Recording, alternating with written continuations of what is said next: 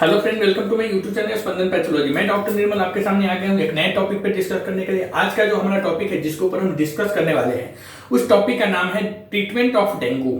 Treatment of dengue fever मतलब dengue fever, जो dengue बुखार होता है या उसे आप डेंगू वायरस बोल दीजिए या फिर डेंगू बोल सकते हैं। उसका ट्रीटमेंट क्या है, उसका इलाज क्या है, हम कैसे पेशेंट को इलाज करेंगे अगर पेशेंट को डेंगू हो गया है या डेंगू फीवर इन्फेक्शन हो गया है या फिर डेंगू वायरस का इन्फेक्शन हो गया है, तो उसे हम कैसे ट्रीट करेंगे।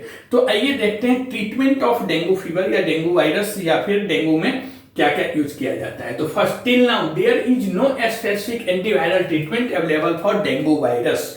टिल नाउ मतलब अभी तक डेंगू के लिए या डेंगू बुखार के लिए कोई स्पेसिफिक एंटीवायरल ट्रीटमेंट नहीं है। एंटीवायरल ट्रीटमेंट मतलब जो वायरस को जड़ से खत्म कर दे, उस वायरस को जड़ से मार दे, या फिर वो वायरस के लिए पार्टिकुलरली सिर्फ उसी वायरस को मारने के लिए कोई ऐसी दवा आज तक बना ही नहीं है। मतलब till now there is no specific antiviral treatment available for dengue virus या डेंगू फीवर। मतलब डेंगू फीवर को जड़ से खत्म करने के लिए और तुरंत अभी कभी स्पेसिफिक उसी डेंगू का इलाज करने के लिए अभी तक कोई ऐसा मेडिसिन नहीं बना है जिसे हम स्पेसिफिक एंटीवायरल मेडिसिन बोल सकते हैं। Okay, most cases of dengue fever have mild symptoms and recovery takes place in a few days. मतलब डेंगू फीवर के अधिकांश मामलों में हल्के फुल्के लक्षण आते हैं। अधिकांश मामलों में मतलब 80% जो डेंगू का केस होता है, 80% जो केस होता है जिसमें पेशेंट को अगर डेंगू हुआ है तो उनमें हल्के फुल्के ही लक्षण दिखाई देते हैं, उनको एकदम ज्यादा सीवियर डेंगू नहीं होता है। कितना बार तो ऐसा होता है, मैं आपको पहले भी बता चुका हूं कि कितना बार ऐसा होता है कि पेशेंट को पता भी नहीं चलता कि उसे डेंगू हुआ है। नॉर्मली उनको लगता है बुखार वगैरह हुआ है या फिर सर्दी खांसी जुकाम हुआ है और वो ठीक हो जाते हैं। बट अगर टेस्ट करेंगे तो पेशेंट को भी डेंगू पॉजिटिव आएगा। बट बहुत सारे ऐसे केस है, अधिकांशतः मोस्टली आप बोल सकते हैं कि मोस्टली केसेस में, अधिकांश मामलों में, जो डेंगू फीवर के अधिकांश मामलों में ऐसा देखा जाता है कि हल्के लक्षण होते हैं और कुछ दिनों में वे अपने आप ठीक हो जाते हैं। तो वही most cases of dengue fever have mild symptoms and recovery takes place in a few days. No treatment is required for these cases. और जो ऐसे केस रहते हैं जिसको मतलब माइल्ड फीवर हो रहा है या फिर माइल्ड डेंगू इन्फेक्शन है या फिर जैसे कोई लक्षण ऐसा समझ में नहीं आ रहा है कि डेंगू है, तो अधिकांशतः मामले में इसे इलाज करने की भी जरूरत नहीं होती है। नॉर्मली बिना इलाज के अपने आप भी ठीक हो जाते हैं। डेंगू में आप जितना घबराते हैं, घबराना चाहिए, मैं ऐसा नहीं बोलता हूँ कि डेंगू में नहीं घबराना चाहिए या डेंगू को सीरियसली नहीं लेना चाहिए। एकदम से अगर एंटी वायरल है तो उसे लेना ही चाहिए, क्योंकि वायरल बहुत खतरनाक भी होता है। बट इतना नहीं डरना चाहिए, टेंशन लेना चाहिए लेकिन डरना नहीं चाहिए, क्योंकि जो डेंगू होते हैं वह डेंगू इतना सीवियर बहुत कम होते हैं, बहुत कम केसेस सीवियर डेंगू के मिलते हैं। अधिकांशतः मामले में डेंगू अपने आप ठीक हो जाते हैं, हल्के फुल्के लक्षण आते हैं और वो अपने आप ठीक भी हो जाते हैं, उससे कुछ खास केयर करने की जरूरत नहीं होती है। No treatment is required for these cases. Acetaminophen, mainly paracetamol and Tylenol, ये याद रखिए आप कि एसिटामाइनोफेन जो है, acetaminophen, paracetamol and Tylenol may be use to relieve mild fever और पेन। अगर पेशेंट्स को हल्का बुखार है या हल्का बदन दर्द है, कहीं पे दर्द है पेट वगैरह छोड़ के, तो क्या होता है, हल्के बुखार या दर्द से राहत के लिए, मतलब दर्द कम करने के लिए आप उसे एसिटामाइनोफेन या फिर पैरासीटामोल या टाइलेनॉल, यह मेडिसिन सब आप यूज कर सकते हैं। पेशेंट को बीडी में भी दे सकते हैं, टीडीएस में दे सकते हैं, 4 घंटे के बाद भी दे सकते हैं। तो यह आप यूज कीजिए और 2-3 दिन वेट कीजिए, पेशेंट के ऊपर अच्छा से वॉच कीजिए, ये डेंगू अपने आप चली जाती है अधिकांशतः मामलों में। Other common pen relievers including aspirin, ibuprofen and naproxen sodium should be avoided as they can increase the risk of bleeding complications. Okay, एसिप्रिन जो होता है, मोस्टली हमारा जब सर दर्द करता है तो हम काउंटर पे जाके या किसी भी मेडिकल पे जाके बोलते हैं एसिप्रिन दे देना, क्योंकि हमारी सर दर्द ठीक हो जाती है। और डेंगू में भी सर दर्द होता रहता है, तो हम ऐसे कंडीशन में सर दर्द के लिए या फिर बॉडी पेन के लिए एसिप्रिन या आइबुप्रोफेन जैसे कॉम्बिफ्लेम वगैरह है या फिर नेप्रोक्सेन जैसे नेक्सटॉल पी वगैरह जो ब्रांडेड है, तो ऐसे मेडिसिन जिसमें एसिप्रिन हो या फिर आइबुप्रोफेन हो या नेप्रोक्सेन सोडियम हो, तो इस कॉम्बिनेशन के मेडिसिन हमें खाने में बचना चाहिए, डेंगू में नहीं खाना चाहिए, क्योंकि ऐसे कंडीशन के जो मेडिसिन होते हैं, इस कॉम्प्लिकेशंस के जो मेडिसिन होते हैं, इस कॉम्बिनेशन के जो मेडिसिन होते हैं, वह क्या करते हैं, हमारे जो ब्लीडिंग है वो ब्लीडिंग कॉम्प्लिकेशंस को बढ़ा देते हैं। मतलब हमारे ब्लीडिंग की चांस ज्यादा हो जाती है, ब्लीडिंग मतलब रक्तस्राव बोलते हैं, वो ज्यादा होने का चांसेस रहता है। Aspirin, ibuprofen and naproxen, sodium जैसे कॉमन पेन किलर से बचना चाहिए, क्योंकि वे ब्लीडिंग कॉम्प्लिकेशंस के रिस्क को बढ़ा देते हैं। For moderate illness, those who can drink are passing urine, have no warning signs and are otherwise reasonably healthy, can be monitored carefully at home. मतलब जिसे मॉडरेट इलनेस बोलते हैं, मतलब मध्यम बीमारी बोलिए, जिसे ना ज्यादा है ना कम है, मध्यम बीमारी बोल सकते हैं, मॉडरेट। तो for moderate illness, those who can drink are passing urine, have no warning signs and are otherwise reasonably healthy, can be monitored carefully at home. मतलब मध्यम बीमारी, मॉडरेट इलनेस के यहाँ पे हम लोग मॉडरेट को बोलेंगे मध्यम बीमारी। तो मध्यम बीमारी के लिए जो लोग पी सकते हैं मतलब वो कुछ अपने, अगर उनको हम चाय में दूध पिलाना है, जूस पिलाना है, पानी पिलाना है, तो वह अपने पी सकते हैं, अपने उठा के पी सकते हैं। या फिर पेशाब कर सकते हैं, पेशाब कर रहे हैं, मतलब कि वो खुद से वॉशरूम में जा रहे हैं, पेशाब कर रहे हैं, नॉर्मली बैठ रहे हैं, या फिर उनमें कोई गंभीर लक्षण आपको नहीं दिखाई देता है, कुछ भी ऐसा सीवियर नहीं दिखाई दे रहा है, सीरियस पेशेंट नहीं है, और पेशेंट्स अपने आप ठीक दिख रहा है, पेशेंट्स अगर स्वस्थ है, हेल्दी है या काफी स्वस्थ है, तो उनको घर पे ही रख के सावधानी पूर्वक निगरानी में इलाज, मतलब उनको प्रॉपर इलाज करना चाहिए। ओके, मध्यम बीमारी के लिए जो लोग पी सकते हैं या खुद पेशाब कर सकते हैं, कर रहे हैं, या उनमें कोई गंभीर लक्षण नहीं है या काफी स्वस्थ है, उनका घर पर ही सावधानी पूर्वक निगरानी की जा सकती है। Supportive care with analgesic, fluid replacement and bed rest are recommended. मतलब क्या है कि एनाल्जेसिक या proper fluid diet, proper fluid diet का मतलब कि डेंगू में जो डाइट होना चाहिए उसमें ज्यादातर आप पीने वाला डाइट यूज कीजिए। मोस्टली आप खाने को थोड़ा कम कीजिए और पीने की, जैसे जूस ज्यादा पीजिए, पानी ज्यादा पीजिए, मिल्क पीजिए, जो कुछ भी हो पीने वाला चीज ज्यादा पीजिए। मेनली आप जूस, ग्लूकोज, अगर पेशेंट को डायबिटीज नहीं है तो ग्लूकोज और जूस, फ्रूट जूस, पानी, यह सब ज्यादा पीना चाहिए। खाने थोड़ा कम करना चाहिए, खाना मतलब ज्यादा नहीं, थोड़ा प्रॉपर जो डाइट फूड होता है ना, तो वो फ्रूट्स वगैरह ज्यादा खाना चाहिए, और मेनली आपको जूस वगैरह या फिर लिक्विड डाइट या इस पे ज्यादा ध्यान देना चाहिए।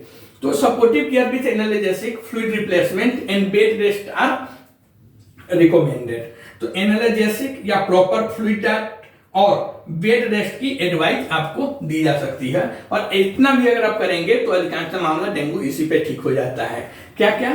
तो एनाल्जेसिक और proper liquid diet, liquid diet में आप फ्रूट जूस ज्यादा लीजिए, पानी ज्यादा लीजिए, मिल्क लीजिए, और खाना थोड़ा कम कीजिए, बेड रेस्ट प्रॉपर कीजिए, आप कहीं जाइए मत, घर पे रहिए, बेड रेस्ट कीजिए, आराम कीजिए, तो आपको इतने पे भी अधिकांश मामलों में डेंगू ठीक होता है। बहुत सारे ऐसे केस है कि ऐसे करके भी ठीक हो जाते हैं। Severe dengue is a life threatening emergency cases and requiring hospitalisation and potentially intensive care. मतलब क्या है कि सीवियर डेंगू, तो हम सभी जानते हैं सीवियर डेंगू होता कब है, तो अगर सीवियर डेंगू जो है वह सीवियर डेंगू एक जानलेवा इमरजेंसी केसेस होता है। सीवियर डेंगू क्या होता है? एक जानलेवा, इसमें डरना चाहिए। नॉर्मल डेंगू में आपको डरने की जरूरत नहीं है, आप उसे प्रॉपर केयर करके ठीक कर सकते हैं। अगर सीवियर डेंगू हो गया है तो इसे आपको डरना चाहिए, क्योंकि यह जानलेवा होता है। तो सीवियर डेंगू एक जानलेवा और इमरजेंसी केसेस होता है, जिसके लिए आपको हॉस्पिटल में एडमिट होने की जरूरत पड़ेगी, और प्रॉपर डॉक्टर के निगरानी में भी आपको इंटेंसिव केयर मतलब आईसीयू वगैरह होता है, यह सब भी आपको लग सकता है। Warning science include dehydration, decreasing platelets and increasing haematocrit. अगर पेशेंट्स को डिहाइड्रेशन हुआ है, डिहाइड्रेशन मतलब उनका सोडियम पोटेशियम क्लोराइड या बॉडी में कम गया हुआ है। डिहाइड्रेशन कैसा, डिहाइड्रेशन होने के बाद क्या फील होता है, ये हम आपको इंटेस्टिनल चैप्टर बनाए थे प्रीवियस वीडियो में, ऑलरेडी हमारा डिहाइड्रेशन के ऊपर एक अच्छा वीडियो अवेलेबल है ऑन यूट्यूब। ओके, तो warning science include dehydration, decreasing platelets and increasing haematocrit. अगर पेशेंट को डिहाइड्रेशन हुआ है या प्लेटलेट की कमी हुआ है या हेमाटोक्रिट बढ़ गया हुआ है, तो आपको सीवियर डेंगू का लक्षण हो सकता है। ओके, सीवियर डेंगू का जो वार्निंग साइंस है वह क्या होता है, तो डिहाइड्रेशन, पेशेंट को डिहाइड्रेशन हो गया हुआ रहेगा, या आपका प्लेटलेट नॉर्मल लेवल से काफी कम गया रहेगा, या फिर जो हिमेटोक्रीट है जिसे हम एससीटी बोलते हैं, आप सीबीसी अगर कराएंगे तो उसमें एससीटी वगैरह को हिमेटोक्रीट बोलते हैं, पीसीबी ये सब जो है, तो यह बढ़ गया हुआ रहेगा। And treatment modes include intravenous fluid and transfusion with platelets and plasma. इसके जो सीवियर डेंगू में भी जो ट्रीटमेंट किया जाता है वह क्या किया जाता है, तो डिहाइड्रेशन से बचने के लिए आईवी फ्लूइड दिया जाता है। आईवी फ्लूइड में वही आपको डीएनएस, एनएस या आरएल जो भी है आपको देख के वह देते हैं, मतलब जिसे हम इंट्रावेनस फ्लूइड बोलते हैं, आईवी फ्लूइड बोलेंगे, ग्लूकोज वगैरह आपको देंगे। और प्लेटलेट्स बहुत ज्यादा कम गया हुआ है, जैसे 20-30 हजार, 10 हजार, 12 हजार, 5 हजार ऐसे प्लेटलेट्स आ गए हैं, तो फिर वैसे कंडीशन में डॉक्टर आपको सबसे पहले तो आईसीयू में शिफ्ट करेंगे। आईसीयू में शिफ्ट करने के बाद आपको प्लेटलेट ट्रांसफ्यूज करेंगे, मतलब ब्लड बैंक से प्लेटलेट्स मंगाएंगे और प्लेटलेट्स आपको ट्रांसफ्यूज करेंगे। ट्रांसफ्यूज करने का मतलब है कि मार्केट से, मतलब ब्लड बैंक से, मार्केट का मतलब है ब्लड बैंक से प्लेटलेट मंगाएंगे और फिर प्लेटलेट आपको ऊपर से चढ़ाएंगे, ताकि आपका जो प्लेटलेट है वह जितना कमा हुआ है वो मेंटेन कर सके, क्योंकि ज्यादा प्लेटलेट कम जाने के बाद आपकी डेथ हो जा सकती है, क्योंकि आपकी ब्लीडिंग जो है वो रुकेगी नहीं, ब्लीडिंग ज्यादा हो सकती है, इंटरनल ब्लीडिंग हो जाएगी, तो ऐसे केस में और ज्यादा गंभीर केसेस हो जाते हैं। तो इसके लिए प्लेटलेट को ट्रांसफ्यूज कर दिया जाता है सीवियर डेंगू में, अगर प्लेटलेट काफी कम होता है तो। ओके, तो ट्रीटमेंट ऑफ डेंगू के ऊपर मेनली यही सब ध्यान रखा जाता है। सीवियर डेंगू को मेनली ज्यादा फोकस करते हैं हम लोग, क्योंकि अगर पेशेंट को सीवियर डेंगू हो गया हुआ है तो उसमें मेनली आईसीयू वगैरह लगता है,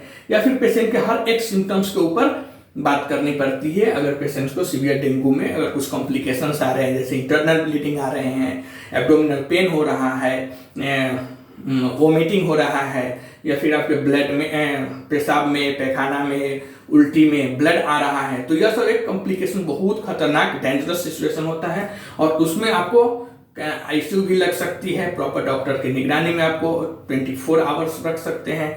तो यह सब एक ट्रीटमेंट मोड होता है डेंगू का। ओके, बाकी अगर आप देखेंगे तो यह तो था इथिकल, मतलब ये हमें पढ़ना है कि हाँ ऐसे ऐसे ट्रीटमेंट को मैनेज करना है या ऐसे ट्रीटमेंट देना है डेंगू वाले पेशेंट में। बट नॉर्मली भी अगर डेंगू में अगर आप हॉस्पिटल में एडमिट होते हैं तो आप सभी को मालूम है, हमको भी मालूम है कि अगर हम हॉस्पिटल में डेंगू के लिए एडमिट होते हैं तो देखिए यह जो है यह सिलेबस बेस है, बट जो प्रैक्टिस बेस्ड जो होता है ट्रीटमेंट वो थोड़ा डिफरेंस होता है। सिलेबस बेस्ड ट्रीटमेंट सिर्फ हमें पढ़ना रहता है, लेकिन जो प्रैक्टिस बेस्ड जो ट्रीटमेंट रहता है वो थोड़ा डिफरेंस रहता है। अगर कोई पेशेंट मान लीजिए आपके हॉस्पिटल में एडमिट हो रहे हैं डेंगू केसेस के लिए, तो आपको सबसे पहले क्या करना रहता है, जैसे आईवी फ्लूइड देना रहता है उनको। आईवी फ्लूइड में एनएस, डीएनएस जो भी है वो आप लगा सकते हैं। उसके बाद फिर आपको पैरासीटामोल का आपको 1000 ml का जो इंजेक्शन है वो आपको बीडी, ओडी, बीडी या फिर टीडीएस ये कर सकते हैं। यह डिपेंड करता है कि पेशेंट का फीवर कितना है, कितने देर के बाद फीवर आ रहा है, फीवर आता है तो कितना तक फीवर आता है, उसके ऊपर पैरासीटामोल का डोज डिपेंड होता है। आप 4 आवर्स में भी दे सकते हैं, 6 आवर्स में भी दे सकते हैं, 8 आवर्स में भी दे सकते हैं, या ओडी भी रख सकते हैं, मतलब दिन में एक बार भी दे सकते हैं।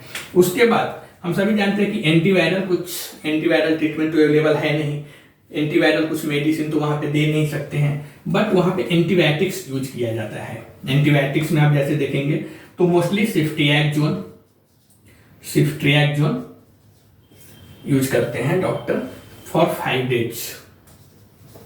डेज बीडी, दिन में 2 बार सिफ्ट्रियाक्जोन इंजेक्शन जैसे मोनोसेप वगैरह वह यूज करते हैं। वह इसके लिए यूज करते हैं कि कुछ इन्फेक्शन वगैरह तो नहीं है या होने का चांसेस नहीं है, बहुत बार हॉस्पिटल एक्वायर्ड इन्फेक्शंस भी होते हैं, तो इसके लिए सिफ्ट्रियाक्जोन फॉर सेफ्टी पर्पस के लिए यूज किया जाता है।